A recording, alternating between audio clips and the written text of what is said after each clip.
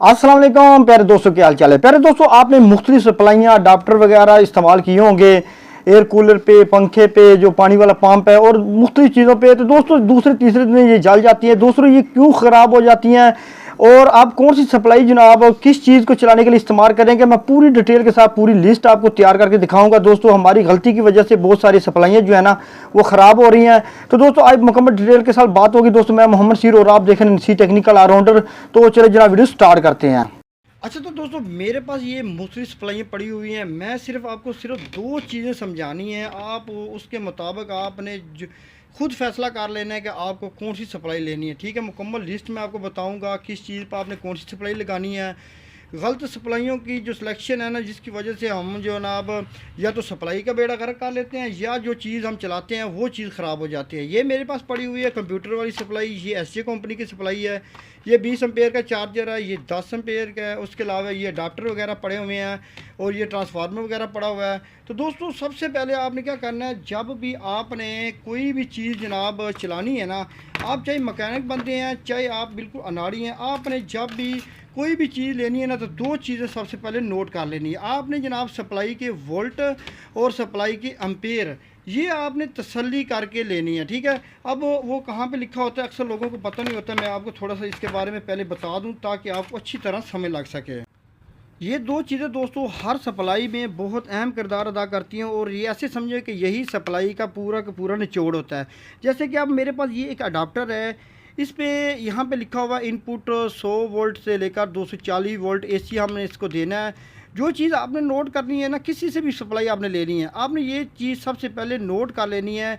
यहाँ पे लिखा हुआ है आउटपुट 12 वोल्ट यानी डीसी वोल्ट है और ये सीधा जो है ना निशान लगा हुआ सीधा, इसका मतलब है ये डायरेक्ट करंट यानी डीसी है। और आगे लिखा हुआ है 2 एम्पेयर यानी ये सप्लाई की एक ताकत है, पावर है। ठीक है, ये हर सप्लाई जब भी आप लेते हैं, कोई भी अडाप्टर है, कोई भी सप्लाई है, ये उसके ऊपर यहाँ पे ज़रूर लिखा होता है। ये दो चीज़ें आपने सबसे पहले फ़र्ज समझ के दुकानदार से ये तसल्ली कर लेनी है क्या है कि ये जो ऊपर चीज़ लिखी हुई है क्या ये पूरी इसी तरह करंट या एम्पेयर दे रही है या कम ज़्यादा दे रही है। क्योंकि आजकल बहुत सारी सप्लाइयाँ जिनकी बॉडियाँ बहुत बड़ी बड़ी होती हैं जबकि अंदर सप्लाइयाँ जो है ना वो बिल्कुल छोटी छोटी होती है। जिसकी जनाब सबसे वाज़ेह मिसाल आपके सामने ये है जनाब, बड़ी इसके ऊपर तफसील के साथ लिखा हुआ है जनाब, ये जनाब 12 वोल्ट और ये 30 एम्पेयर की है। और इसके अंदर देखो ये किटें चेक करो, ये छोटी छोटी किटें लगी हुई हैं, बॉडियाँ बड़ी बड़ी हैं। तो आपने बॉडी को नहीं देखना, ये दो चीज़ें आपने दुकानदार से कंफर्म कर लेनी है। क्योंकि इससे यहाँ से ही हमें जनाब ज़्यादा आम लोगों को मसला मार रहा है कि उनको पता नहीं होता कि एम्पेयर और वोल्ट क्या होते हैं, जिसकी वजह से वो जनाब सप्लाइयाँ जो ना हल्की ले लेते हैं। अच्छा सबसे पहले आपने मैं पूरी आपको एक लिस्ट बना के देता हूँ जिसके मुताबिक आपने दूंगा, जिसके मुताबिक आपने जनाब किसी भी चीज़ को सप्लाई लगानी है ना तो आपने बिल्कुल उसी चीज़ को ही नोट करना है। ठीक है, सबसे पहले हम बात कर लेते हैं ये चीज़ जनाब, बिल्कुल एक अनाड़ी बंदा है ना वो भी नोट कर ले ताकि उसको ज़्यादा से ज़्यादा इसका फ़ायदा हो। और कोई भी सप्लाई लेनी हो ना तो ये चीज़ें आपने नोट कर लेनी है। सबसे पहले दोस्तों बात करते हैं पेडिस्टल फ़ैन की। तो क्या इसको कहते हैं, ये होता है जनाब फर्शी पंखा। ठीक है, फर्शी पंखा जो है ना, इसको जब भी आपने कोई सप्लाई लगानी है ना तो आपने उसकी मोटर और उसके एम्पेयर के हिसाब से आपने लगानी है। तो दोस्तों जब भी आपने फर्शी पंखा चलाना हो ना, मैं आपको ज़्यादा तफसील गहराई के साथ नहीं बताऊंगा, आम सादा ज़बान में समझाऊंगा ताकि आपको जल्दी जल्दी है ना ज़्यादा से ज़्यादा चीज़ें आप कवर कर सकें। दोस्तों आपने अगर फर्शी पंखा चलाना है तो उसके लिए आपने जब भी सप्लाई लेनी आपने लेनी है 12 वोल्ट। ठीक है, और कम से कम आपके पास 10 AMP की होनी चाहिए सप्लाई, 10 एम्पेयर की। ठीक है, ये है पेडिस्टल फ़ैन के लिए। जब भी आपने इसके लिए आपने बड़ी नहीं इस्तेमाल करनी क्योंकि उससे मोटर ख़राब होने का ख़तरा होता है, और छोटी नहीं लेनी तो 2-3 एम्पेयर की अक्सर लोग ले लेते हैं। अभी मेरे पास एक सप्लाई पड़ी हुई थी, ये 12 वोल्ट और 10 एम्पेयर की ऊपर लिखा हुआ है, लेकिन जब मैंने इसको चेक करवाया तो ये तकरीबन 3.5 या 4 एम्पेयर दे रही थी। तो आपने ये चीज़ सबसे पहले नोट करनी है कि आपकी जो सप्लाई आपको मिल रही है ना वो वोल्ट और एम्पेयर उसके पूरे होने चाहिए। ठीक है ना, आपने ऊपर लिखाई पे एतबार नहीं करना, आपने उसको बाकायदा तौर पर चेक करना है। ठीक है, दूसरे नंबर पर आपने जनाब आजकल ज़्यादातर जनाब एयर कूलर का दौर है, तो एयर कूलर के लिए ज़्यादातर लोग जनाब अक्सर उनको पता नहीं होता तो वो गलत सप्लाई लेते हैं। इसके लिए आपने जनाब 14 वोल्ट और आपने कम से कम जनाब 20 एम्पेयर की लाजमी सप्लाई लेनी है। ठीक है, अच्छा तीसरे नंबर पे दोस्तों अक्सर हमें ज़रूरत पड़ती है, जो वाटर पंप है ना, जो कि हमारे डीसी वाले होते हैं, वो हमने चलाने होती है इस पे सोलर पे। दिन के वक्त तो प्लेटों पे चल जाती हैं, रात को हमने चलानी होती है इस पे बिजली पे। तो उसके लिए आपने सप्लाई कम से कम जनाब लेनी है 14 वोल्ट, और आपके पास कम से कम 30 एम्पेयर की सप्लाई होनी चाहिए उसके लिए।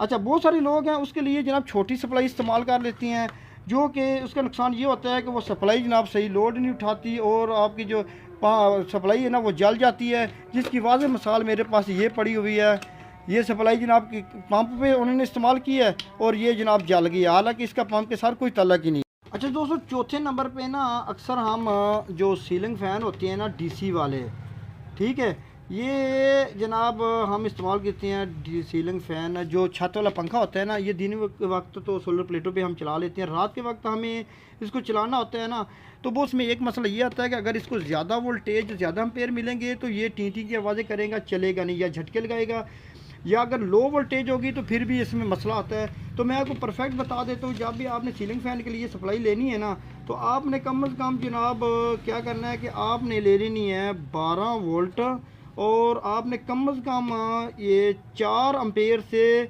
5 एम्पेयर तक ले लेनी है। मिसाल 4 एम्पेयर जो है ना आपके लिए बड़ी ज़बरदस्त रहेगी, ठीक है ना। वो आपने, मैं आपको पहले बार बार इसलिए बता रहा हूँ कि आपने ये जो ऊपर लिखा हुआ है ना, इसको नोट कर लेना। आपने सिर्फ इस पे यकीन नहीं कर लेना, आपने इसके दुकानदार से पूरा इसकी डिटेल लेनी है। उसको कहना भी मुझे चेक करके दो कि यार वाकई ये 10 एम्पेयर का है, या जितना भी लिखा हुआ है ना ये इतना होना चाहिए, वरना आप कहेंगे कि यार ऊपर जितना लिखा हुआ है तो हमें जनाब ये मसला कर रहा है। तो ये चीज़ आपने पहले नोट कर लेनी है। उसके अलावा आपको पता है कि लैपटॉप है दोस्तों, उसके अलावा लैपटॉप की जो वो सप्लाई है ना, ये दोस्तों तकरीबन कुछ लैपटॉप हैं वो 12 वोल्ट पे चलते हैं, और कुछ होते हैं जनाब जो कि 19 वोल्ट पे चलते हैं। लेकिन इसके जो एम्पेयर है ना वो कम से कम दोस्तों 3.3 से ऊपर होने चाहिए, ठीक है ना। अगर कम होंगे ना तो ये बैटरी चार्जिंग सही नहीं करेगा, ये आपने नोट कर लेना है, ठीक है। मैं आपको जल्दी बताता जाऊँ।